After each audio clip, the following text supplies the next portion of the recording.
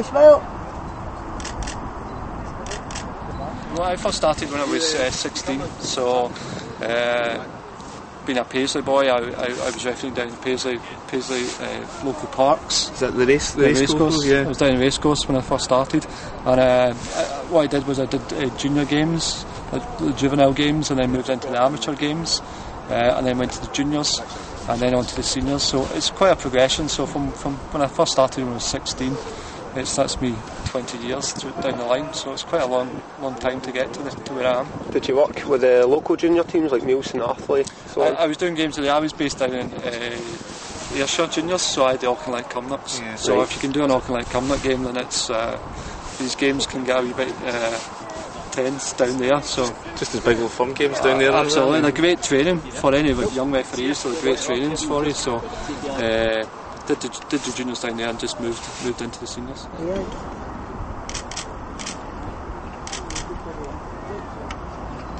Is there any particular memory that sticks out to you, your time with the race course, or your athletes, your Renfrews, your Johnston brothers? Probably the main one would be when I was doing a Auchinleck Cumnock game, and after the game I was met by a woman who must have been 16, 17 stone who wanted to take on the whole referee team. So that was part of the learning process. So needless to say, we jumped in the car and left. You must be pleased with how quickly you've progressed.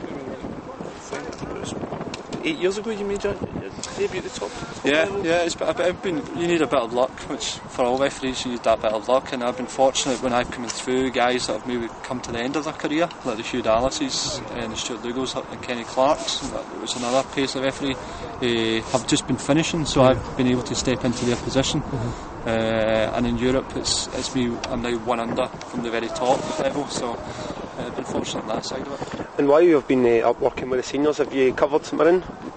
St Mirren, funnily enough, I don't tend to being a Paisley referee, they don't tend to give me too often. Right. St Mirren, I have had them in the Cup, and a quite interesting fact is that I was involved in the St Mirren Motherwell Cup game. I think it was St Mirren's first home win in the new stadium. So, but I come from a Paisley family with nephews and nieces who are very much Paisley, St Mirren orientated. Yeah. So do you take a bit of stick after those matches if any decisions have went against it, one? If anything, I get more hassle after these games than I would probably get from a Rangers Celtic game, because my nephews and nieces have grown up and they stay in Paisley, and former school kids or school kids of mine when I was there, they're also St Mirren fans as well. So sometimes it can be more pressure on me to do a St Mirren game than I explain when I go to do a Rangers Celtic game. Yeah.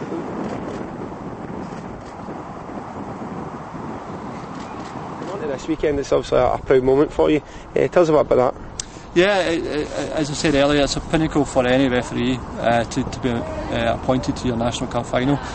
We all start at the season knowing what the goal is at the end of the season, and so to be appointed to my first national final is certainly an honour for me. And since it's come in, it's been very difficult to concentrate also on the other games. It's been a tense end to the SPL, so that's also had to some focus on that. But you're also at the back of your mind, you're always thinking about what's going on in terms of the cup final. So it really has been a massive season for you. I mean, you've done all film games this season. You're involved in the helicopter Sunday there, and you've got the cup final this weekend. I mean, you must be pleased with the progress you've made this season, particularly.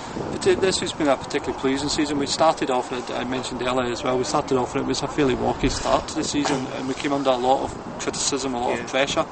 So for referees then to maintain the standard we've maintained, and particularly on a personal level, it's been quite satisfying. But I've been fortunate. I've been involved in two Old Firm games this season, which is usually unusual. Normally you would only get given one, but to be given two, and also to be involved in Champions League group stage matches at Werder Bremen this season as well, and UEFA Cup matches, so it's good that way.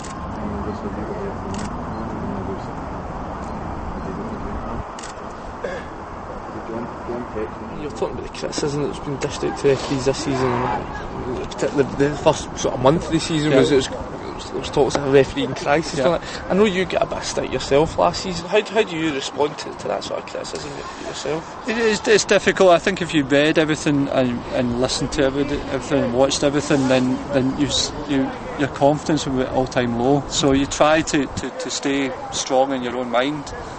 We work with, and I've worked very closely this season with a psychologist, John Mathers from Stirling University.